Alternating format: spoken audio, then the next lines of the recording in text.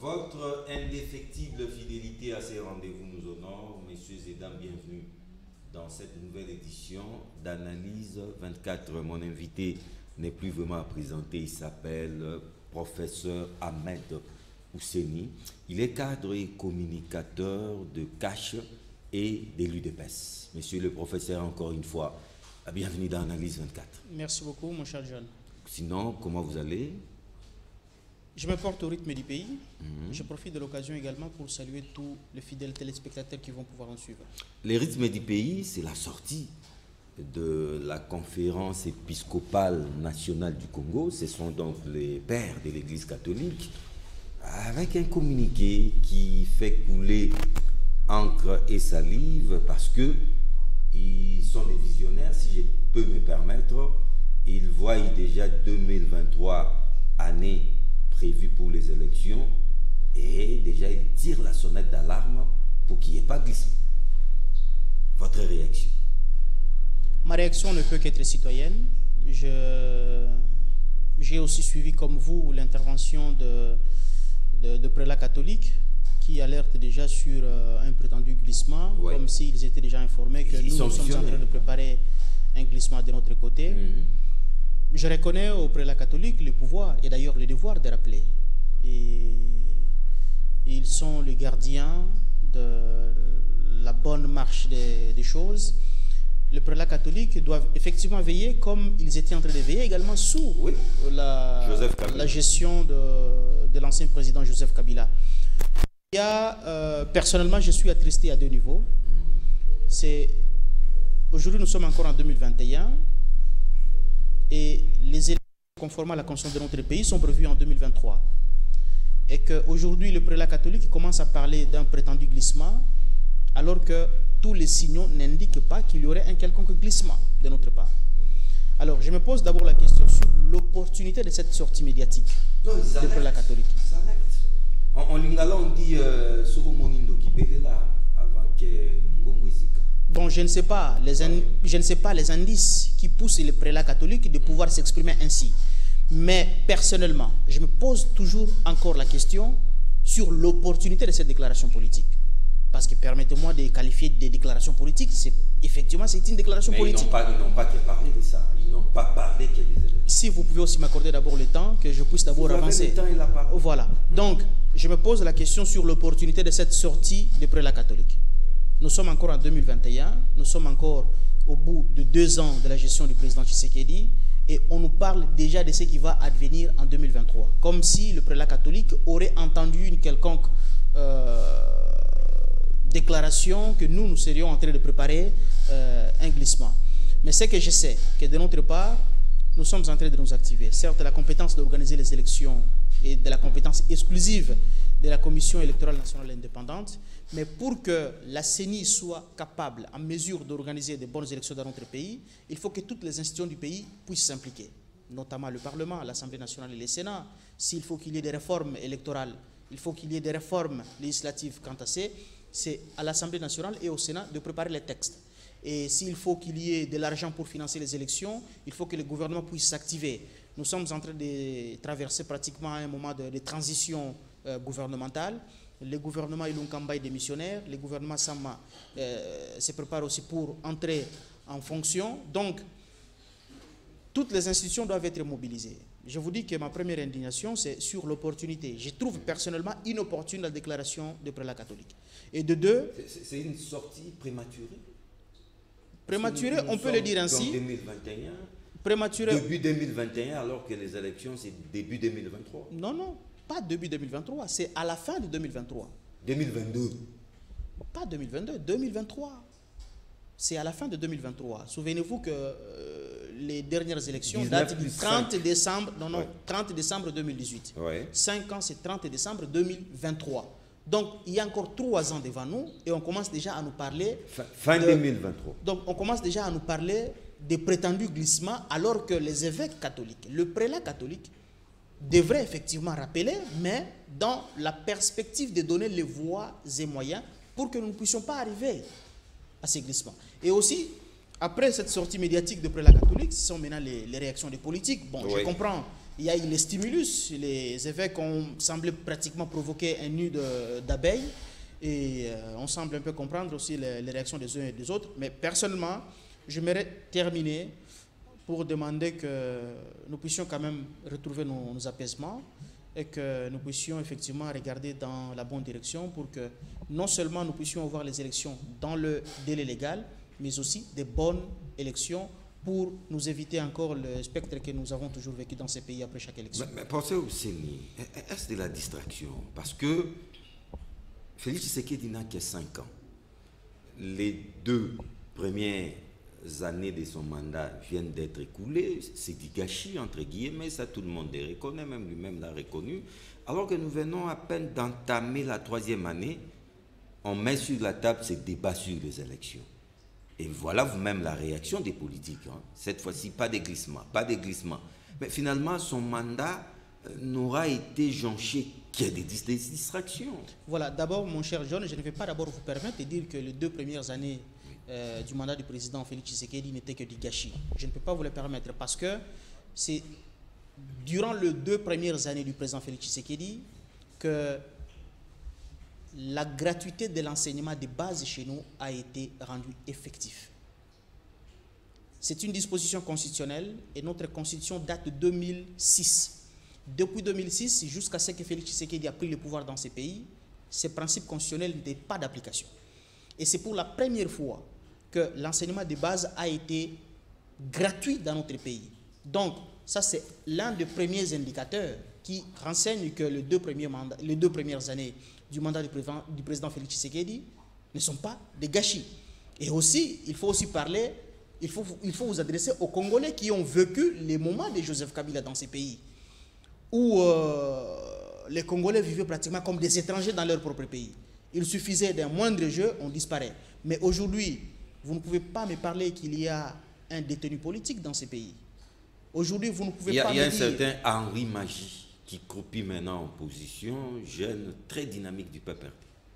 Peut-être que vous ne le savez pas. Je ne le connais même pas d'abord. Voilà. Et je ne sais même pas, s'il vous plaît, je ne sais même pas les raisons pour lesquelles il est aujourd'hui en prison. S'il faudrait que nous puissions étaler aussi le fait de sa cause, on pourrait en parler. Mais d'abord, je ne le connais pas. Je ne connais pas non plus le fait pour lequel il est aujourd'hui en prison. Donc, je suis en train de vous dire que le mandat ou les 2 premières années du mandat du président Félix Tshisekedi ne sont pas d'abord des gâchis. C'est sous les 2 premières années du président Tshisekedi qu'aujourd'hui nous sommes en train de vivre pratiquement les retours de notre pays sur la scène internationale. Nous avons aujourd'hui un Congolais qui est le représentant de tous les pays de l'Afrique centrale au conseil d'administration de la BAD. Aujourd'hui, nous avons, après presque 5 décennies, le président Tshisekedi préside encore l'Union africaine. Donc, il y a des avancées. Effectivement, lui a pris les pays au moment où tous les paramètres étaient rouges. Alors, qu'est-ce que nous devons faire? Les 3 années, c'est beaucoup et en même temps c'est peu pour que nous puissions nous préparer. La mission de mobiliser les fonds revient au gouvernement. Nous attendons que le gouvernement Sama entre en fonction pour que la question des échéances électorales soit aussi mise sur la table. Mais les réformes législatives, il revient à l'Assemblée nationale et au Sénat. S'il faut revoir la loi électorale, d'abord dans notre pays, il n'y a pas d'abord une carence législative. On ne peut pas nous dire qu'il n'y a pas de loi électorale. Ce ne sont pas les lois qui manquent. La loi électorale existe. Et s'il faut qu'il y ait des réformes, par exemple la détermination encore des sièges au niveau des circonscriptions, mais il faut qu'il y ait d'abord les recensements. Les retours au second tour pour les élections présidentielles. On peut ou ne pas retourner par élection au scrutin à deux tours pour l'élection présidentielle. On peut ou ne pas retourner. Ce n'est pas d'abord une impérative aujourd'hui. Ce n'est pas une impérative. On peut ou ne pas. Mais une révision législative, par exemple, qui est impérative, c'est par exemple la détermination de nombre de députés par circonscription électorale. Mais cette modification législative ne peut être possible qu'après l'identification de la population. Et cette identification de la population, si on peut encore élaguer la question des compétences de l'ONIP, on dit non, il faut que la CENI puisse encore procéder aux enrôlements comme nous avons toujours fait dans ces pays. Donc il faut que la CENI d'abord fasse ces enrôlements, identifie les électeurs, et alors à ce moment-là, on va déterminer. Donc, toutes les institutions doivent être impliquées, mais je trouve inopportune d'abord la déclaration, de prélat catholique et aussi toutes les autres déclarations extravagantes politiques qui s'en sont suivies. Entre autres points dans ces communiqués, c'est parlant du gouvernement, vous l'avez même dit, les pères de l'Église disent que pas des noms, pas des personnes qui seraient trempées dans des détournements des fonds publics, dans des vols, même dans des crimes économiques. Sur ces points, il y a convergence, n'est-ce pas? Bon, on ne peut pas d'abord les en vouloir, c'est leur point de vue. Ce sont des citoyens congolais, ils donnent leur point de vue, tout comme moi aussi, Ahmed Hussein, je peux donner mon point de vue. Ce ne sont pas les prélats catholiques, ce ne sont pas les évêques catholiques qui ont la compétence de nommer les membres du gouvernement. Donc eux, c'est un conseil. Ils ont donné leur point de vue, tout comme moi aussi, je peux donner mon point de vue. Et je ne pense pas si vous inviterez un représentant de l'Église catholique ici pour qu'il vienne aussi commenter ma position à moi, pour que moi je vienne ici pour commenter leur position. Donc eux, ils ont donné leur position, une position citoyenne, et moi aussi, je peux avoir la mienne. Mais pour nous, nous aimerions effectivement que le portrait des futurs membres du prochain gouvernement remplissent quand même un critérium. Et je pense pour ça... Quel est ce critérium d'après les professeurs? Le critérium d'abord, c'est la compétence. Moi, je prends sur la compétence d'abord. Vous savez qu'il nous reste effectivement 3 ans. Et en 2023, le premier cible de la population sera le président Félix Tshisekedi. Et pendant les 3 ans, il faudrait que nous puissions améliorer le social du peuple congolais. Il faudrait effectivement que nous puissions travailler pour le peuple congolais. Et en travaillant pour le peuple congolais, il faut, dans ces 3 années qui restent, qu'on puisse confier le pouvoir aux technocrates. Ça, c'est mon point de vue. Qu'on ne confie pas les pouvoirs aux charlatans politiques, aux gens qui pensent que c'est les tours maintenant de nous tous. D'abord... Sama Lukonde lui-même parle des warriors. Je ne sais pas si je ne sais pas d'abord si le Premier ministre Sama a prononcé d'abord le mot warriors, ou c'est juste une récupération de médias. Les réseaux sociaux. Je peux vous dire, avec ma modeste expérience, comme conseiller juridique du ministre délégué à la Défense nationale Sylvain Mutombo, je suis de ces Congolais qui pensent que nous devons ostensiblement réduire d'abord la taille du gouvernement. Parce que le gouvernement démissionnaire de Lunkai Lunkamba compte au total 67 membres. C'est énorme. Éléphantesque. C'est énorme, c'est excessif. C'est excessif. Nous devons, personnellement, j'aurais bien voulu que nous puissions même descendre à 25 membres. Mais je sais que les paramètres politiques ne vont pas le permettre, parce qu'il faudrait tenir compte de ceci ou tenir compte de cela. Et à ce moment-là, je profite même de l'occasion pour dire à tous nos amis qui nous ont rejoints dans le cache élargi, c'est ça l'union sacrée, qui est la vision du président de la République. Non, FCC cache élargi, pas cache élargi. Je ne parle pas de FCC cache. Non, mais c'est ça l'union sacrée, FCC cache élargi. Bon, ça c'est votre point de vue. Moi je pense que l'union sacrée c'est cache élargi. C'est la vision toujours du président Félix Tshisekedi qui s'élargit. Et qu'il y a des gens qui sont venus du FCC, il y a d'autres qui sont venus de la Mouka, qui nous ont alors rejoints. Alors je profite de cette occasion pour dire à tous nos amis qui sont venus au niveau de l'union sacrée. Avant que je monte sur ce plateau, il y a un journaliste qui m'a posé la question, est-ce que je n'ai pas la peur de voir après la sortie du gouvernement qu'il y ait encore une crise au niveau de l'union sacrée? Je pense que je m'aimerais rappeler une sagesse d'Abou Bakr Siddiq, qui était l'un des 12 disciples du prophète Mahomet. Vous savez, lorsque le prophète Mahomet était mort en Arabie, aux côtés de ses disciples, tous avaient peur d'annoncer la triste nouvelle dans l'Arabie. Parce que les disciples du prophète Mahomet avaient peur de voir les convertis en islam, le peuple d'Arabie qui s'était converti en islam, puisse encore retourner dans le paganisme, dans l'idolâtrie ou dans l'animisme qui caractérisait le peuple d'Arabie. Mais je profite de cette occasion pour dire que tous nos amis qui nous ont rejoints au niveau de l'union sacrée, seulement pour des postes, qu'ils sachent qu'il n'y en aura pas pour tout le monde. Tout le monde ne sera pas servi. Et que ceux qui sont venus à l'union sacrée pour suivre la vision du président de la République, qui vise à travailler pour l'intérêt du peuple, qui privilégie l'intérêt de la nation, l'intérêt supérieur de la nation, qu'ils sachent que la République démocratique du Congo demeure et demeurera. Parce que nous sommes un pays qui a près de 100 millions d'habitants. Et on ne parle pas seulement des gens qui sont ici à Kinshasa, même les gens qui sont à l'intérieur, y compris ceux qui sont dans la diaspora. Parce que nous tous, nous sommes Congolais et nous avons le même droit et nous avons le même devoir. Le président de la République peut prendre même 5 personnes venues de la diaspora, 3 personnes venues de la territoriale et d'autres personnes qui sont ici à Kinshasa. Donc on ne peut pas avoir un gouvernement au-delà, par exemple, de 50 individus. Et si on n'aura pas un gouvernement au-delà de 50 individus, sur une population estimée à 100 millions, ce n'est pas tout le monde qui sera au gouvernement.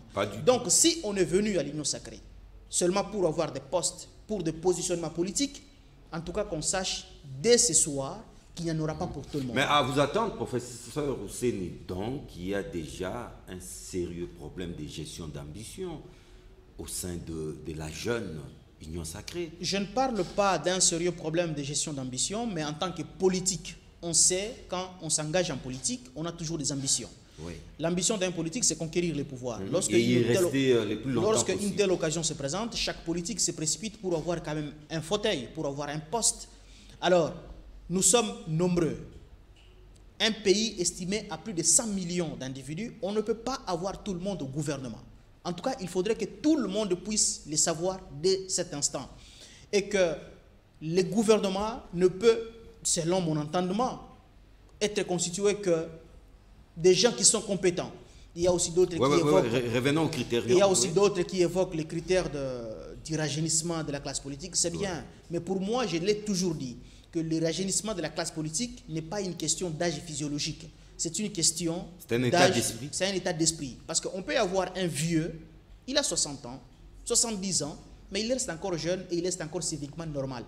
Et de l'autre côté aussi, on peut aussi avoir un jeune homme de 20 ans, de 30 ans, de 40 ans, mais déjà corrompu. Parce que dans ces pays, il faut quand même qu'on le rappelle, même dans ce présent gouvernement, il y avait quand même des jeunes. Il y avait des jeunes. Il y avait beaucoup mais de il faut jeunes. aussi comptabiliser. Il faut aussi évaluer ces jeunes-là. Quel a été leur taux de production? Les bilans restent mitigés. Donc, je ne dis pas que les jeunes ne sont pas compétents. Je ne dis pas non plus que tous les vieux sont compétents. Mais je suis plutôt quelqu'un qui vit à l'équilibre des choses. Milieu. Qu'on sélectionne ceux qui méritent d'être, qui méritent de porter effectivement cet étendard, de faire partie de cette équipe gouvernementale, qui ne peut pas avoir quand même plusieurs individus. Et que, vous savez, encore une autre conséquence d'avoir un gouvernement éléphantesque. Quand on est nombreux, il y a un problème de connexion de ministères. Moi, j'ai travaillé dans ce gouvernement qui est démissionnaire. Et je peux vous donner un exemple. Dans ce gouvernement, nous avons par exemple 3 ministères que je me pose toujours des questions, même quand j'ai lu l'ordonnance du président de la République qui détermine les attributions du ministère, je me dis, mais comment est-ce qu'on va fonctionner? Il y a d'une part le ministère, par exemple, du développement rural. On sait que les activités dans le milieu rural, c'est l'agriculture, c'est pêche, c'est élevage, et mais d'autre part, nous avons encore un ministère pour l'agriculture. Et de l'autre côté, on a encore un ministère pour pêche et élevage. Alors, on se pose la question, tous ces trois individus... On cherchait à servir tout le monde. Tous ces trois individus... C'est ça la principale raison. Ils s'éclatent avec des cabinets encore constitués de plus ou moins 40 ou 50 individus. Même cas pour sport et jeunesse. Hein. Donc, ça, c'est juste un exemple que j'ai donné. Oui. Donc, il faudrait que nous puissions compresser certains ministères. Ministère de développement rural, pêche, élevage, agriculture, mérite normalement être un seul ministère. Sport d'un côté, jeunesse de l'autre côté. On prend encore dans le domaine éducatif. On a d'une part le ministère de l'EPSP, enseignement primaire et secondaire. Ok, on comprend. On arrive de l'autre côté, il y a l'enseignement supérieur universitaire. Recherche scientifique. On arrive encore ici à la recherche scientifique. Il y a encore le ministère de formation professionnelle. Et pourtant, tous ces ministères méritent d'être fusionnés en un seul. Pour dire ministère de l'éducation nationale. Et à son sein, il y a l'éducation, l'enseignement primaire, l'enseignement secondaire, l'enseignement universitaire, l'enseignement professionnel, la recherche scientifique comme il en fait dans le temps. Donc, il faudrait que nous puissions aussi compresser cela.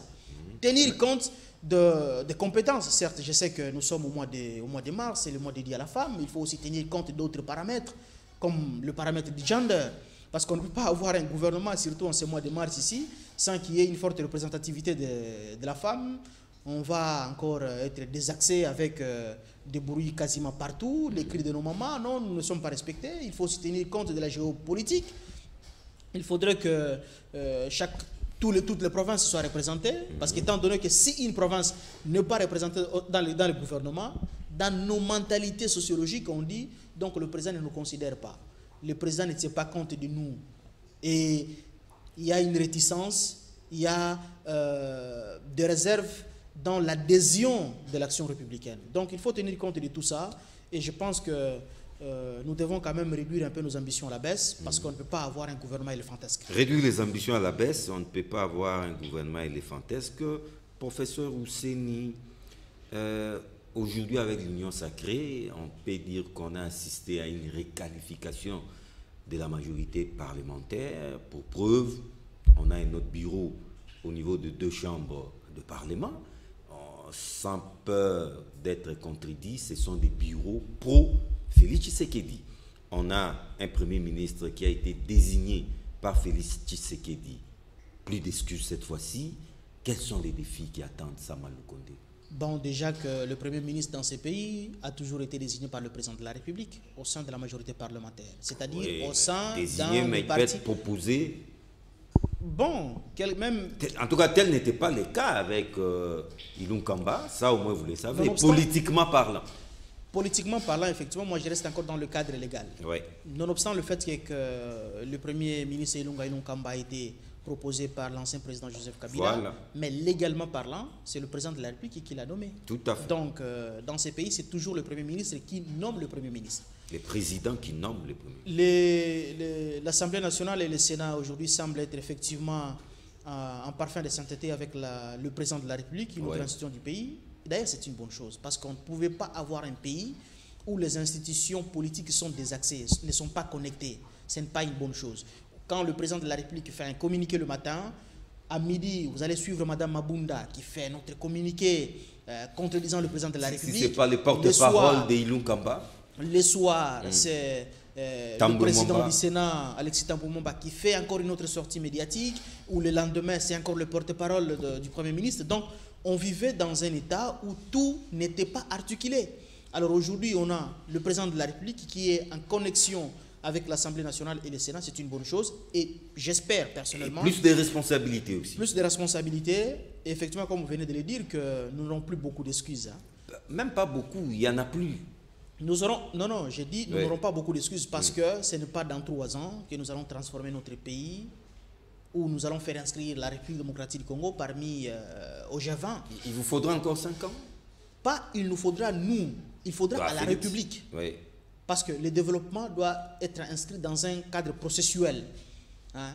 Ce n'est pas aujourd'hui, nous sommes l'un des pays à faible économie que nous allons quitter pendant 3 ans ici qui restent du mandat du quinquennat du président Tshisekedi et inscrire notre pays dans le G20 ou dans le G7. Donc c'est un processus. Je pense que l'atmosphère actuelle est favorable à ce que nous puissions effectivement travailler pour l'intérêt du pays. Défi de Ilunga Kamba, tout justement, défi de Sama plutôt. Quels doivent être les axes prioritaires de son gouvernement? À la date de ce jour, je pense que les défis prioritaires sont plusieurs. Le premier défi, c'est... Tout est priorité au Congo. Tout est prioritaire, mais les priorités des priorités, d'abord, c'est la sécurité à l'est de notre pays. Parce que quand il n'y a pas la sécurité, quand il y a la guerre, quand il y a l'insécurité, rien ne peut avancer dans la bonne direction. Ouais. Donc le premier défi, c'est celui-là. Notre gouvernement ici qui vient de passer, nous avons fait ce que nous avons pu, mais nous n'avons pas été à la hauteur de terminer la crise multidimensionnelle qui sévit toujours à l'est de notre pays depuis plus de 20 ans. Je pense que le Premier ministre Ilunga Kamba et son équipe vont devoir s'inscrire pour que la population du Kivu, de l'Ituri, du Maniema, du Katanga puisse enfin recouvrer la paix. Je pense que on va devoir s'y impliquer pour relever d'abord ces défis. L'autre défi, mon cher John, je l'ai toujours dit, que un ventre affamé n'a point d'oreille. Nous devons relancer le secteur économique dans notre pays. Si le secteur économique n'est pas relancé, si le secteur économique n'est pas réformé, si le secteur économique n'est pas prometteur, on ne peut rien espérer sur l'amélioration du social du peuple congolais. Tous les débats politiques que nous faisons à la télé n'intéressent véritablement pas notre population si seulement cette population n'a pas à manger. Donc, les priorités, parmi les priorités du gouvernement Sama, en dehors du défi sécuritaire, il y a le défi de relever l'économie nationale. Nous devons repenser. Depuis plusieurs années dans ces pays, on nous a distraits en parlant de l'amélioration du cadrage macroéconomique, de la croissance à 2 chiffres, 3 chiffres. Mais dans ces pays, la population n'a pas ressenti cela parce que ce n'était que du bluff. Il faudrait effectivement qu'il y ait de bonnes réformes. L'une des réformes que moi j'ai toujours envisagées, c'est que nous puissions multiplier les instruments de mobilisation des recettes dans notre pays. Parce que si nous restons toujours à compter sur le maigre ressources collectées par l'OFIDA, DGI, DGRAD, DGRK, nous n'irons nulle part parce que cette enveloppe reste encore maigre par rapport aux défis de développement qui nous attendent. Il faudrait que les gouvernements, surtout le ministère générateur des recettes, le ministère de Mines, le ministère de Finances, le ministère de l'économie nationale, le ministère de l'Industrie, que ces ministères ne soient plus animés par des néophytes, que ces ministères ne soient plus animés par des stagiaires, que ces ministères ne soient plus animés par des gens qui ne sont pas porteurs de vision. Il faut que nous puissions y mettre des technocrates. Moi, j'ai toujours aimé cette pensée du professeur Faustin Luanga, en disant que la République démocratique du Congo, nous consommons ce que nous ne produisons pas et nous produisons ce que nous ne consommons pas. Aujourd'hui, si vous entrez dans tout le marché de notre pays, les riz, vous allez trouver made in China. Le poisson made in India. Même la tomate made in Vietnam. Les ciments made in... Ce n'est pas normal. Nous devons relancer. Il y a des milliers de fonds qui traînent à travers le monde. Mais il faut que nous ayons des gens d'abord capables de pouvoir localiser où se situent ces fonds. Que devons-nous faire en tant que République pour entrer dans ces fonds-là? Et une fois que nous avons ces fonds, qu'est-ce que nous allons faire avec ces fonds? Aujourd'hui, vous allez par exemple dans le monde arabe, dans tous les Émirats, il y a des milliers de fonds qui traînent là-bas. Qui chôment. Mais qu'est-ce que nous pouvons faire aussi, pour aller prendre cet argent? Non, il y a peut-être un problème d'information aussi. Mais c'est ce que je dis. L'accès à l'information. Mais c'est ce que je dis. Oui. Si on prend par exemple quelqu'un qui n'a jamais obtenu ne fût-ce que son passeport pour aller ne fût-ce qu'ici au Congo-Brazzaville ou en République centrafricaine, on confie à cet individu la charge pour devenir ministre des Affaires étrangères. Mais ça ne peut pas aller. On prend quelqu'un qui n'a jamais étudié même l'économie, quelqu'un qui ne connaît même pas la définition du cadrage macroéconomique, quelqu'un qui ne connaît même pas la définition du PIB, c'est quoi? On donne à cet individu la charge de l'économie nationale. Mais ça ne peut pas aller. Nous devons avoir un gouvernement responsable. Nous devons avoir un gouvernement, pas des politiques ailleurs, pas des politiciens qui sont là juste pour faire du bluff. Nous devons avoir des technocrates au sein du gouvernement qui nous attend. Parce que les défis sont multiples, les comptes à rebours ne cessent d'avancer et c'est nous, avec le président Tshisekedi, au devant de la scène, qui serons comptables devant le peuple. Parce que nous avons promis au peuple, moi j'étais candidat député national, avec le président Félix Tshisekedi, notre candidat président de la République. Nous avons promis au peuple d'améliorer le social. Et aujourd'hui, même s'il y a encore cet engouement, oui, Kabila est parti, oui, le peuple respire un peu, oui, il y a un peu la démocratisation dans ces pays, oui, il y a un peu la liberté de la presse, mais le peuple veut manger. Le peuple veut manger, le peuple veut se faire soigner dans de bonnes conditions. Et pour se faire soigner dans de bonnes conditions, on doit avoir un ministre de la Santé qui a quand même une vision. Sur ces points, 2 ans après, Félix Tshisekedi n'a pas encore fait ses preuves. Il n'y a pas de débat. Je ne dis pas qu'il n'a pas encore fait ses preuves. Oui. Nous avons trouvé ce pays dans l'abîme. Nous avons trouvé ce pays où tous les paramètres étaient au rouge. Et ce n'est pas dans 2 ans que la République démocratique du Congo pouvait devenir... Alors il faudra combien, professeur Roussel? Pas il nous faudra, nous, combien d'années? Oui. Il faudra à la République. Parce que Félix Tshisekedi est un homme, est un humain, il va passer, il va partir. Mais la République va rester. Nous devons avoir, comme disait Noël Tchani, un plan Marshall pour ce pays. Nous devons avoir, parce qu'on doit savoir aujourd'hui, nous sommes en 2021. Mais c'est quoi le Congo que nous voulons voir en 2031? C'est quoi le Congo que nous voulons voir en 2041? C'est quoi le Congo? Et nous devons avoir un consensus républicain sur certains points. On dit, même si le président Félix Tshisekedi, son mandat termine, il y a des points sur lesquels on ne peut pas toucher. Il y a des points sur lesquels on ne peut pas toucher. Le président Joseph Kabila est parti. L'un de points sur lesquels je jette toujours des fleurs à Joseph Kabila, c'est de nous avoir laissé un code minier révisé. Un code minier révisé qui répond ne fût-ce qu'aux aspirations du peuple congolais. Je vous dis, je peux vous révéler quelque chose. L'entreprise aura été périlleuse pour lui. Je peux vous révéler quelque chose, mon cher John, pour l'attention de nos téléspectateurs.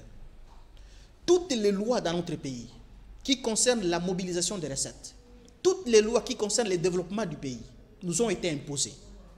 Nous ont été imposées pendant quelle période, vous savez? C'est pendant la transition 1+4. Parce que quand vous prenez notre code foncier, il date de la transition de 2004, de la transition 1+4. Quand vous prenez les codes des impôts, il date encore de la transition 1+4. Vous prenez les codes miniers, il date de la transition 1+4. Vous prenez toutes les lois de ces pays qui pouvaient nous conduire au développement, nous ont été imposées par les institutions de Bretton Woods pendant la transition 1+4.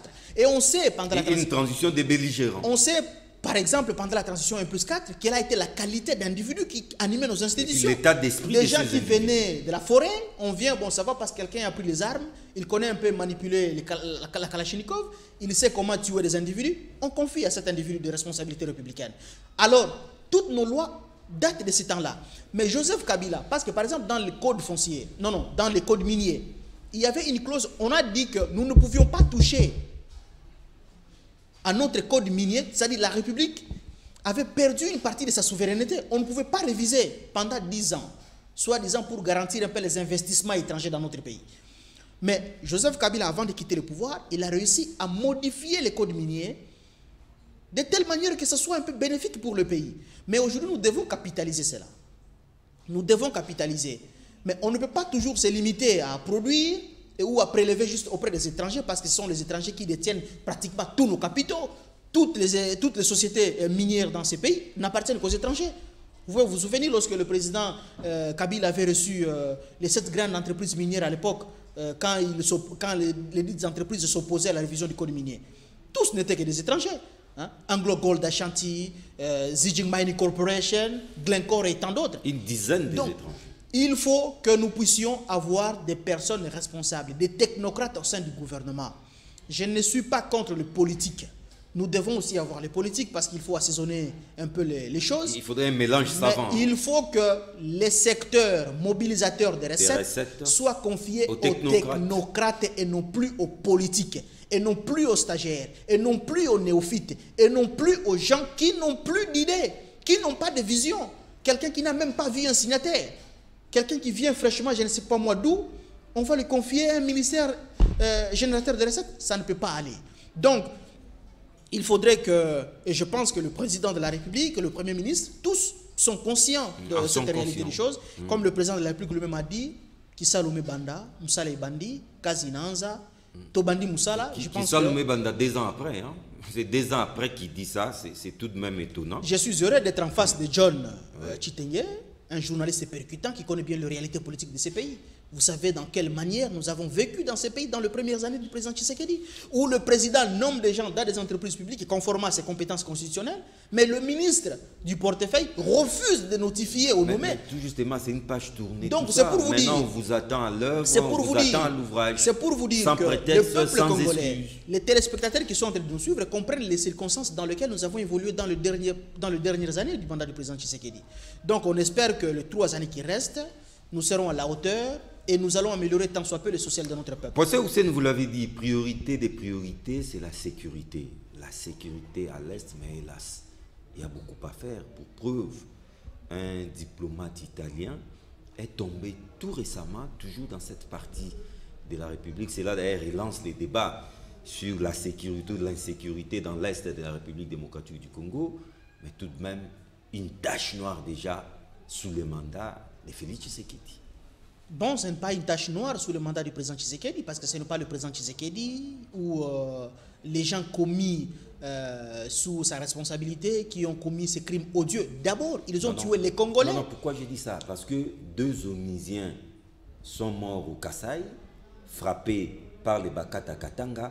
On a collé ça à Joseph Kabila jusqu'aujourd'hui. Bon, je pense que le procès de 2 experts des Nations Unies n'était pas dû au Bakata Katanga. Non, les Kamwena Sampo, voulais-je dire. C'était au Kasaï. Ouais, mais je pense que les crimes odieux qui a eu lieu au Nord Kivu, qui a coûté d'abord la vie à nos compatriotes, à nos 2 compatriotes, et aussi à 2 sujets italiens.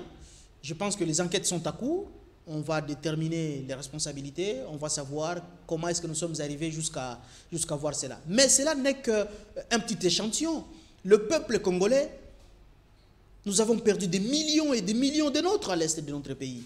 Et ce n'est pas sous la responsabilité de Félix Tshisekedi, parce que la guerre, la cacophonie à l'est de notre pays date depuis 1994, lorsqu'il y a eu des troubles au Rwanda, les Tutsis contre les Hutus qui rentrent dans notre pays sur injonction des Nations Unies. Et c'est là le point de départ de notre crise à l'est de notre pays. On espère que cette crise qui a aujourd'hui atteint plusieurs dimensions, sécuritaires, de la défense, économique, identitaire, va trouver quand même son déclin, parce que chaque chose qui a un début aura effectivement une fin. Mais il faudra que nous puissions travailler, bien entendu, avec tous les autres amis du monde qui pourront nous aider, que nous puissions trouver la solution à ces problèmes qui ne cessent de nous ennuyer. Mais ce énième meurtre est aussi révélateur de la situation catastrophique, délétère, qui règne dans cette partie de la République et qui peut faire tache d'huile, révéler que le Congo n'est pas un pays rassurant et comme l'investisseur est un animal peureux, ça pose déjà un sérieux problème sur le plan d'investissement. Bon, je pense que la République démocratique du Congo n'est pas forcément un pays moins rassurant comme certains pourraient le qualifier.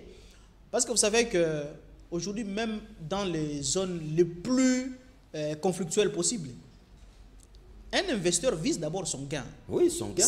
Mais dans la paix. Si un investisseur sait qu'il aura son gain, il va venir. Et puis, mon cher John, nous devons savoir dans ces pays qu'il n'y a pas que la République démocratique du Congo qui a besoin des autres nations. Toutes les nations du monde ont besoin de la République démocratique du Congo. Parce que nous avons des potentialités. Aujourd'hui, nous venons de parler ici, par exemple, du secteur minier.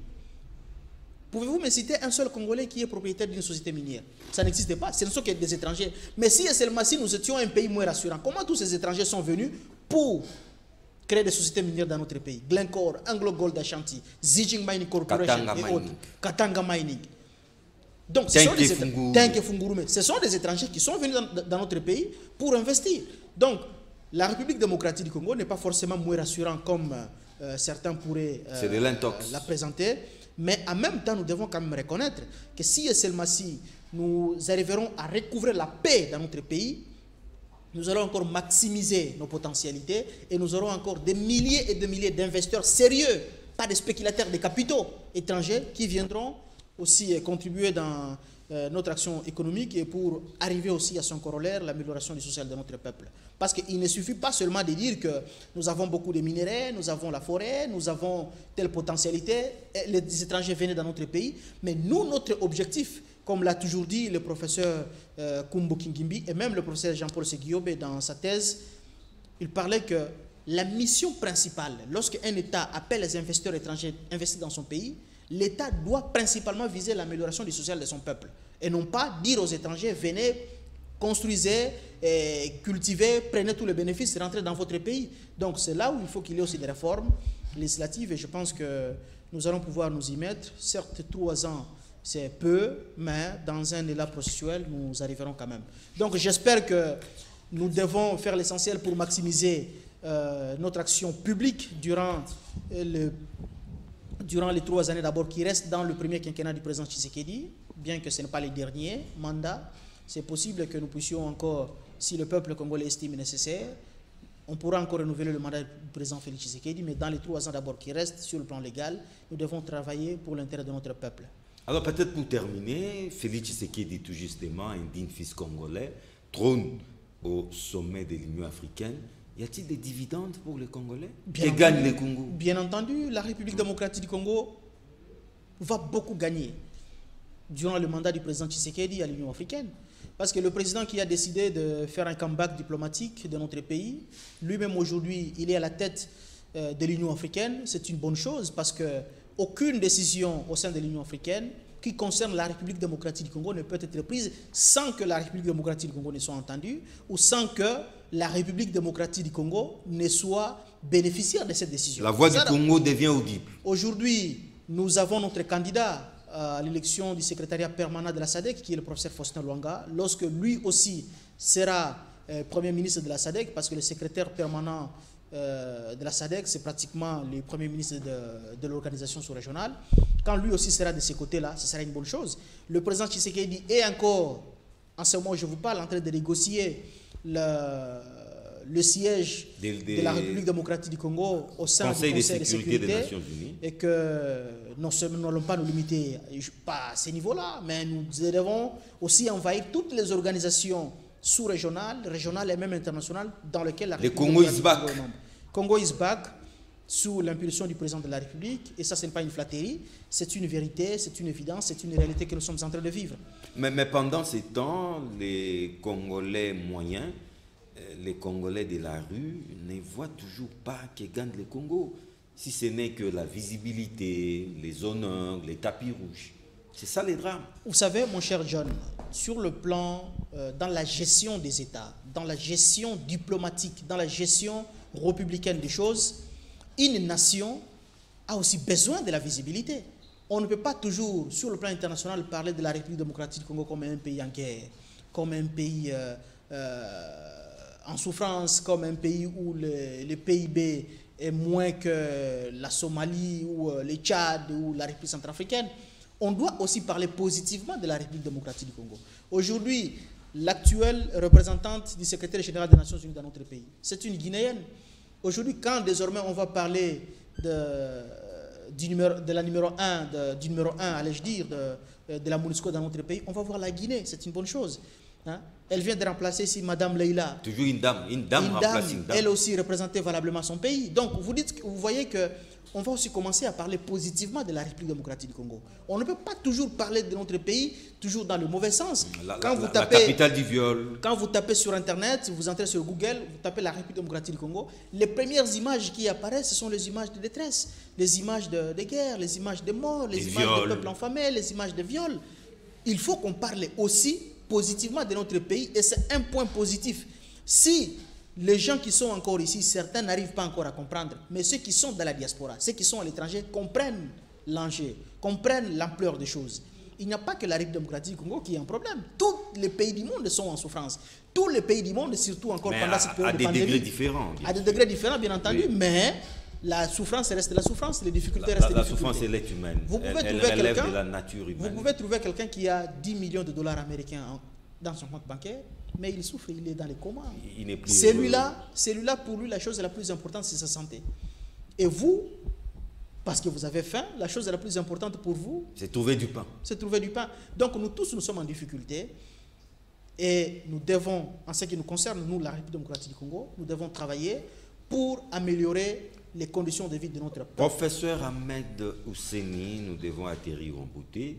Là, je vous donne la parole, ça sera votre conclusion, votre mot de la fin. Qu'allez-vous dire au peuple congolais? Merci beaucoup, mon cher John, pour la parole, afin que je puisse conclure notre émission. Mon mot à l'égard du peuple congolais, c'est un mot d'espoir, que nous devons encore espérer, nous ne devons pas perdre notre espoir. Que, certes, je suis conscient des difficultés que nous sommes en train d'endurer depuis plusieurs années, voire même depuis plusieurs décennies dans ces pays, mais chaque chose qui a un début aura inéluctablement une fin. Nous devons nous y mettre pour que nous puissions résoudre nos problèmes. D'ici peu, nous aurons le gouvernement, Sama Lukonde. Personnellement, j'ai formé le vœu que ce soit un gouvernement de vertébrés, un gouvernement des technocrates, un gouvernement des compétents, et non pas un gouvernement basé sur base des postulats politiques ou de récupération fanfaronne. Il faudrait que les secteurs, surtout le ministère, mobilisateur des recettes, ça j'insiste plus, les secteurs, les ministères mobilisateurs des recettes, le finance, l'économie nationale, le portefeuille, le pétentique, l'économie nationale, l'industrie, l'agriculture, le plan, que ces ministères ne soient pas animés par des simples politiques, que ces ministères soient animés par des compétents, par des technocrates, les gens qui savent qu'est-ce que nous devons faire pour maximiser davantage nos recettes. Et que tous nos amis, aujourd'hui l'Union sacrée c'est une grande famille, c'est une grande famille suivant la vision du président de la République Félix Tshisekedi, mais que les amis qui nous ont rejoints dans ces mouvements, qui sont venus pour avoir des postes, qu'ils sachent dès ce soir qu'il n'y en aura pas pour tout le monde. Le gouvernement va sortir d'ici peu. Tout le monde formule le vœu qu'il y ait la baisse, la réduction des trains de vie des institutions, qu'il y ait la réduction de la taille du gouvernement. Donc si nous avons un gouvernement presque de 40 ou 50 personnes, ce n'est pas tout le monde qui doit se retrouver dans cette équipe. Que ceux qui ne seront pas dans le gouvernement, qu'ils aient la capacité de comprendre la réalité des choses. Certes, il faut tenir compte des géopolitiques, la représentativité nationale, les critères de gender, mais les critères primordiaux pour moi, au-delà de ce que les autres parlent aussi du rajeunissement de la classe politique, bien que moi-même je suis jeune, mais je suis plus favorable à un gouvernement des technocrates, à un gouvernement des gens qui peuvent faire en sorte que nous puissions tirer notre pays du gouffre dans lequel nous nous sommes retrouvés depuis plusieurs années.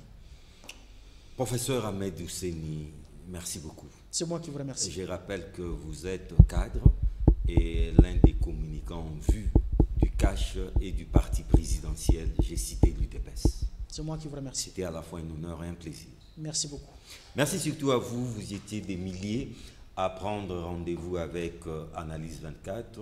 Retrouvez cette émission en rediffusion. Déjà, c'est jeudi à partir de 11h. Sinon, retrouvez Ali Malé et moi les mercredis prochains à la même heure. Au revoir.